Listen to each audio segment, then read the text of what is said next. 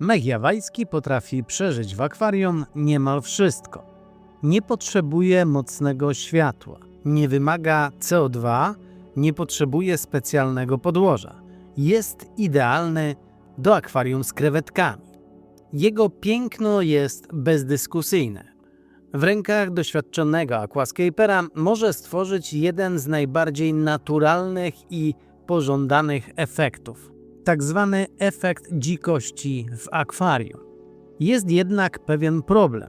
Jeśli pozwolimy mu rosnąć bez kontroli, z pięknej zielonej kępy może bardzo szybko powstać trudny do opanowania burz. Miałeś kiedyś problem z mchami w Twoim akwarium? Jeśli tak, ten film jest właśnie dla Ciebie.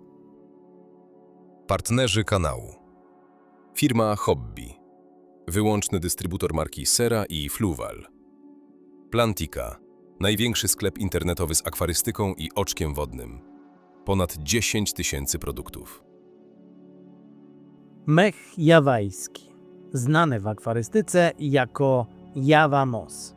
W tym momencie warto też powiedzieć łacińską nazwę tej rośliny. Taxiphyllum barbieri.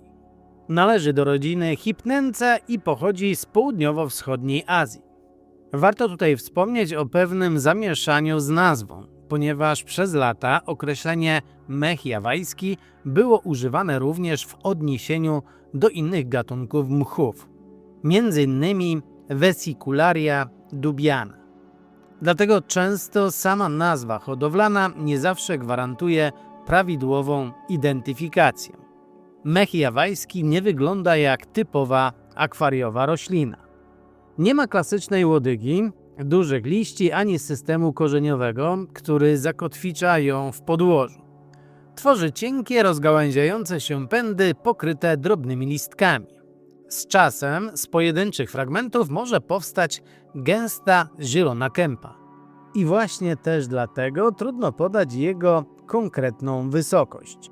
W akwarium możemy go prowadzić jako cienką warstwę na korzeniu czy kamieniu. Jeżeli nie będziemy go przycinać, może utworzyć grubą masę o wysokości kilku, a nawet kilkunastu centymetrów. Jego wygląd zależy więc w dużej mierze od Ciebie. Czy będziesz chciał go niskiego, czy wysokiego. Według mnie mech jawajski najlepiej wykorzystać jako roślinę mocowaną do dekoracji. Świetnie wygląda na korzeniach, kamieniach i kawałkach drewna. Może rosnąć wszędzie tam, gdzie jest niewiele światła i inne rośliny nie dają rady. Możemy też przykryć nim wszystkie takie mało dekoracyjne elementy w naszym akwarium. Mchy to jedne z moich ulubionych roślin. Dzięki nim możemy stworzyć efekt tak zwanego starego drzewa porośniętego mchem. Możemy też dać ten mech na skały i ogólnie stworzyć wrażenie takiej aranżacji, która już trwa bardzo długo. Oczywiście w tym mchu mogą się skryć młode krewetki czy narybek. To też dodatkowy plus. Raczej nie polecam sadzić mchu bezpośrednio w podłożu, tak jak na przykład kryptokoryny czy rośliny łodygowe. Za to polecam przymocować go do dekoracji, takich jak kamienie czy korzenie, i położyć na podłożu. Najprostszym sposobem jest przyłożenie cienkiej warstwy mchu do wybranej powierzchni i przymocować go cienką żyłką, nicią lub bezpośrednio klejem cyjanoakrylowym w żelu. Po takim zabiegu mogą powstać takie białe smugi na tym kamieniu czy korzeniu, ale proszę nie bać się tego, po jakimś czasie to zginie. Zostanie po prostu zarośnięte przez mech. Nie polecam obsadzać tych elementów dekoracji grubą warstwą mchu, dlatego że po prostu te dolne części mchu nie będą dostawać światła i po prostu najzwyczajniej zgniją. To nie działa tak, że czym damy więcej mchu, tym szybciej się rozkorzeni, pięknie będzie wyglądał. Wręcz odwrotnie. Czym mniej mchu, tym szybciej się ukorzeni i będzie ładny, piękny, zielony. Jedną z największych zalet mchu jawajskiego jest jego tolerancja na warunki w akwarium. Nie potrzebuje bardzo mocnego oświetlenia. Przy słabszym świetle po prostu rośnie wolniej, ale nadal może rozwijać się prawidłowo. Mocniejsze światło oczywiście przyspieszy wzrost, ale czy tego chcemy? Czy chcemy ciągłej przycinki mchu? W uprawie tego mchu jest bardzo ważna równowaga pomiędzy światłem, dostępnością środków odżywczych i dwutlenku węgla oraz dobra cyrkulacja wody. Dlatego, że mech jawajski średnio lubi taką stojącą, skisłą wodę. Jeśli chodzi o temperaturę, mech jawajski jest bardzo tolerancyjny. W typowym akwarium, nazwijmy to tropikalnym, możemy prowadzić go mniej więcej w zakresie od 20 nawet do 29 stopni Celsjusza. Nie wymaga również specjalnego pH. Dobrze sobie radzi w wodzie lekko kwaśnej, jak i również w wodzie zbliżonej do obojętnej. Nie potrzebujemy więc zmieniać parametrów całego akwarium tylko po to, żeby dostosować je do mchu. Podobnie sytuacja wygląda z dwutlenkiem węgla. Mech jawajski może świetnie rosnąć bez dodatkowego CO2 i dlatego świetnie nadaje się do zbiorników low-tech. Jeżeli będzie jednak instalacja CO2 w Twoim akwarium, a co za tym idzie suplementacja dwutlenku węgla, oczywiście można to wykorzystać. Ale jednak jeszcze raz tutaj wspomnę, jeżeli macie CO2, musi być też odpowiednie światło i nawozy. Wtedy oczywiście nie tylko mchy, ale wszystkie rośliny zaczynają szybciej, intensywniej rosnąć. Mech nie potrzebuje też również specjalnego podłoża. No i teraz może taka śmieszna albo straszna rzecz, zależy kto jak na to popatrzy. W niektórych grupach facebookowych czytam, że ludzie się skarżą, że mech im nie rośnie, pomimo tego, że dają do podłoża kapsułki nawozowe. I teraz pewnie większość z Was się śmieje, ale powiem dla tych, którzy nie wiedzą. Kapsułki nawozowe są przeznaczone dla roślin z systemem korzeniowym, a mech przecież umieszczamy na korzeniach wysoko nad podłożem, więc kompletnie to nie ma sensu. Jest mało wymagający, ale oczywiście nie oznacza to, że możemy całkowicie zapomnieć o nawożeniu. Szczególnie w przypadku tych zbiorników, które mają bardzo małą obsadę ryb. Jeśli w wodzie brakuje podstawowych składników odżywczych, mech może drastycznie ograniczyć wzrost. Z drugiej strony nadmiar nawozów nie spowoduje automatycznie lepszego wzrostu. Czekajcie, jeszcze nie biegnijcie do sklepu. Powiem więcej, przy niestabilnym akwarium może natomiast zwiększyć problemy z glonami. Uwaga, bardzo ważna rzecz, o której bardzo wielu akwarystów nie pamięta. Również ważny jest przepływ wody. Mech bardzo źle się czuje, bardzo słabo rośnie w miejscach, w którym jest stojąca woda. Oczywiście umieszczenie go tuż przy wylocie z filtra też będzie błędem. Delikatna cyrkulacja pozwala dostarczyć składniki odżywcze i ogranicza gromadzenie się zanieczyszczeń pomiędzy jego rozgałęzieniami. I to właśnie dlatego często gnije Ci mech. Dlatego, że jest między tymi zaroślami mchu duża ilość detrytusu.